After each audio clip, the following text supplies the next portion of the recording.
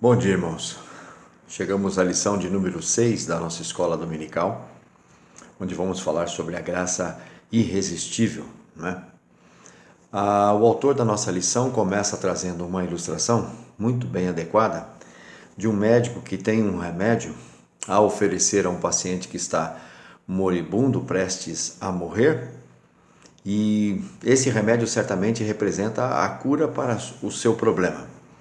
Então, a figura é mais ou menos esta, do médico com a colher, o remédio, estendendo para entregar na boca do paciente. E o paciente precisa abrir a boca para poder tomar o remédio.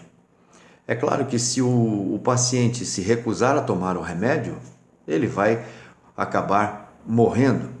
Então o autor da nossa lição trata de que, apesar de ser 99% da responsabilidade, da iniciativa do próprio médico, aquele 1% que cabe ao paciente apenas em abrir a boca e aceitar o remédio, torna o homem ou o doente responsável por sua cura.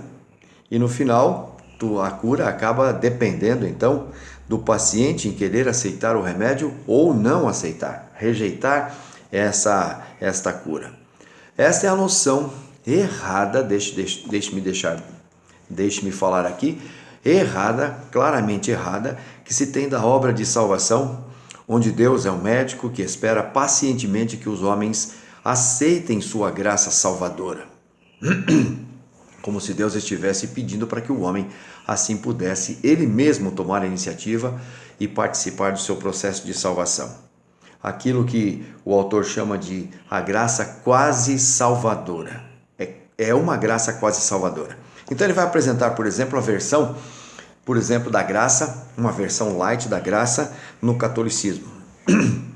Uma abordagem que ele faz histórica, ele diz que nos primeiros séculos da igreja, a doutrina de Agostinho, da incapacidade humana e da predestinação, era aceita e defendida por homens como Anselmo da Cantuária, Tomás de Aquino, pilares, pais da igreja que sustentaram estas doutrinas. Com o passar do tempo, porém, começou a ser divulgada e aceita uma outra doutrina, onde a graça vinha para assistir e fortalecer o homem, para que então, a partir dessa assistência, o homem por si mesmo buscasse a Deus. Volta-se praticamente para aquela mesma ilustração nos moldes e na logística daquela situação em que o médico está ali oferecendo, mas vai depender do paciente receber ou não. Desse modo, podemos chegar a entender que Cristo morreu por todos os homens e cabe a eles escolher voltar-se a Deus ou não. Veja, aqui começa a haver uma incongruência. Se Cristo morreu e perdoou o pecado de todos os homens, aqueles que não aceitaram esta graça acabaram tendo seus pecados perdoados. E aqueles que vão para o inferno vão com os seus pecados perdoados. Veja o contrassenso que existe nessa situação. Há também a versão light no evangelicalismo, onde por volta de 1600, um professor de teologia, logo depois do movimento reformador, um professor de teologia lá dos Países Baixos, chamado Jacó Armínio, começou a ensinar que Deus concedia aos homens uma graça que os capacitava a crer. Graça que viria antes da salvação. Era uma graça dispensada aos homens, mas dependia dos homens. Os seus seguidores, mas após a sua morte, elaboraram um documento chamado Remonstrante e apresentaram às autoridades holandesas, onde contestavam 5 pontos, em 5 pontos, a doutrina da salvação pela graça soberana de Deus. Então, daqui você vai ver que gerou uma polêmica muito grande dentro da igreja. Um sínodo chamado Sínodo de Dort foi convocado entre 1618 e 1619, e ele reprovou estas teses. Esse sínodo reunido reprovou as teses, elaborou um documento que ficou chamado dos 5 pontos de calvinismo. Não foi uma iniciativa dos calvinistas reformados a elaboração desses 5 pontos. Foi uma resposta a doutrinas que estavam sendo levantadas, cogitadas, defendidas no seio da igreja. E estas doutrinas, na verdade, acabaram sendo chamadas dos 5 pontos do calvinismo. Com o passar dos anos, a coisa também começou a mudar. A igreja que permanecia firme e forte passou a procurar avivamentos, então surgiram avivalistas que traziam apelos emocionais e acabaram por modificar novamente a doutrina da graça, onde agora eles acreditavam, como Wesley, que os homens recebiam uma porção desta graça que vai levá-los a aceitar a salvação, mas ao mesmo tempo também poderiam rejeitá-la. Agora eles já começam a entender que a graça, ou melhor, a difundir esta ideia da graça que pode ser resistida ou rejeitada. Essa graça também aparece muito onde há um movimento contrário a essa graça irresistível, dentro de um movimento chamado humanismo, onde os humanistas, tais como os arminianos, aqueles seguidores de Armínio, acreditavam que o homem não está totalmente depravado.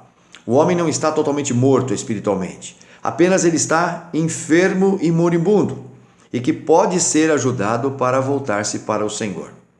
Voltamos de novo para aquela primeira ilustração, onde 1% da salvação depende do ser humano. E aí, ao receber ou rejeitar esta oferta de salvação, fica a critério do homem, sob sua responsabilidade. E aqui, de novo, nós temos então o homem como centro. E certamente este remédio não vai fazer diferença alguma naqueles que rejeitarem esta graça. Então veja, todo o projeto de Deus de eleição na eternidade, de recuperação, de restauração de uma humanidade decaída e corrompida, agora fica na plena, única e plena dependência do próprio homem aceitar ou rejeitar esta graça. A soberania do Senhor fica subordinada à aceitação ou não do ser humano.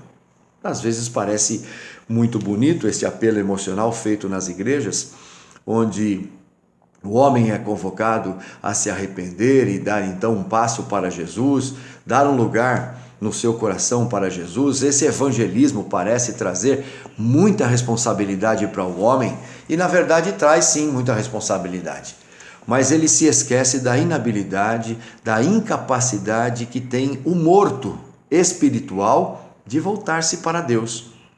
Então, quando depositamos toda a responsabilidade nas costas dos homens, achando que eles podem aceitar ou rejeitar essa salvação, na verdade estamos nos esquecendo de doutrinas anteriores. E é justamente aqui que surge essa doutrina da graça irresistível. Aqueles que estavam mortos, completamente separados de Deus, chamados por Paulo de inimigos do Senhor, agora eles poderiam voltar-se para Deus por sua própria vontade e iniciativa para crer em Deus. Eles dizem, a fé, na verdade, não é uma obra, é o ato de crer. Mas diante de Deus, até esta fé é um dom que é dado pelo Senhor. O homem naturalmente não tem isto. E a obra do Senhor, então, ficaria atrelada a este fato do homem querer ou não querer crer. Mas quando nós entendemos a doutrina da graça irresistível, onde o homem nascendo de novo, recebendo um novo coração, tendo uma nova disposição, nós temos a certeza absoluta que jamais ele rejeitará essa oferta graciosa da salvação. Nós apenas focamos no resultado deste novo nascimento, no resultado da atuação dessa graça irresistível. Então, nós ficamos, os homens vão pela observação, achando que aqueles que depois de regenerados aceitaram esta graça, que é de maneira irresistível aceita, que não pode ser rejeitada, aí então os homens, observando isso, deduzem de maneira errada que foram os homens que por si mesmos decidiram. Mas eles se esquecem daqueles passos anteriores, onde eles foram em Adão, receberam a herança do pecado, a morte espiritual, a separação de Deus. Agora eles têm total liberdade, mas liberdade para seguir sua própria natureza. E a sua natureza humana está inclinada ao pecado, escravizada pelo pecado, separada de Deus, cega para as coisas do Senhor, em plena e completa rebelião contra o Senhor. Não há um meio termo na morte, ou se está morto ou vivo. É justamente isso que precisamos entender. É justamente esse ponto que nós precisamos sempre recordar e estabelecer. Voltar para o Gênesis e sempre lá descobrir no capítulo 3 a queda que trouxe toda esta problemática para o ser humano, que o torna incapaz, inábil, impossível para ele voltar-se para o Senhor por sua própria liberdade, porque a sua liberdade está atrelada à sua condição de natureza. É todo um esquema que a gente não pode esquecer. Mas quando ele recebe como diz o autor da lição, um coração novinho em folha, aí então ele se liberta. Ele recebe olhos espirituais, recebe ouvidos para ouvir, um coração para sentir, ele recebe a mente de Cristo. E agora sim, é aquilo que Paulo diz, agora ele é capaz de, mesmo não conseguindo fazer o que quer fazer, ele quer fazer. Ele sabe, aquilo que quero fazer, que é para o agrado de Deus, eu não consigo. Vejo em meus membros uma luta, ele vê uma outra natureza. Porque ainda há a natureza decaída onde nós ainda temos. Então é essa luta agora, mas só tem essa luta quem nasceu de novo. Quem não for regenerado, quem não nascer de novo, não vai sentir esta luta, não vai sentir vontade ou lutar dentro de si mesmo entre escolher a Deus ou escolher os prazeres da carne. Vai sempre fazer a tendência e as inclinações, atendendo às inclinações de sua própria carne. Mas depois de salvo, agora a graça se torna irresistível. O chamado é de modo irresistível aceito. Busca-se o Senhor agora, passa-se a querer buscar o Senhor. Por isso é chamada de irresistível. Ninguém pode rejeitar a graça depois de ter sido liberto, depois de ter nascido de novo. É chamada de irresistível justamente por conta disso. Não pode ser resistida por aqueles que nasceram de novo, com aqueles que receberam uma nova disposição, libertos da escravidão do pecado, capazes de enxergar o reino dos céus. Essa é a verdadeira fé bíblica. É nisso que nós acreditamos. E foi isso que Paulo disse.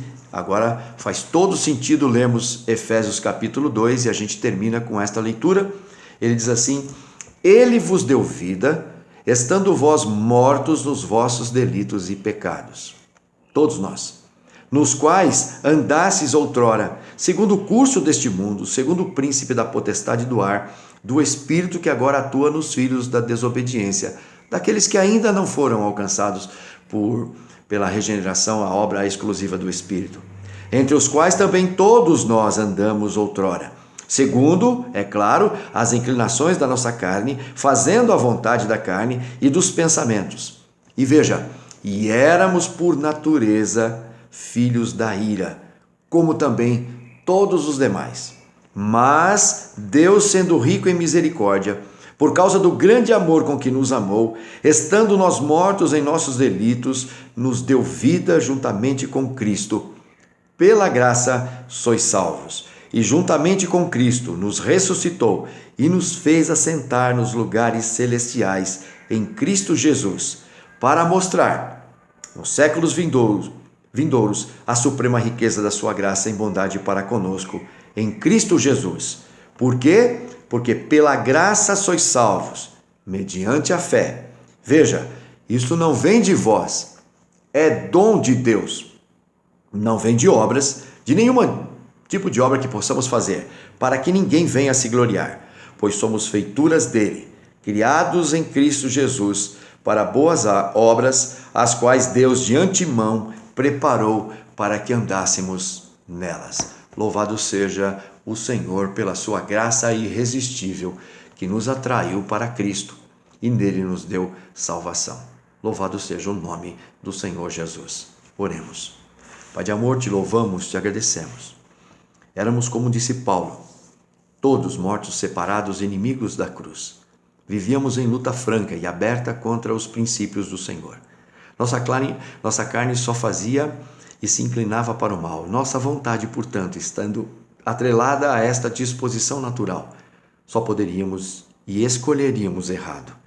Mas pela sua infinita graça, nós fomos salvos. Ele nos deu vida e agora podemos enxergar, ver todo este mundo maravilhoso que o Senhor nos apresenta de salvação e redenção.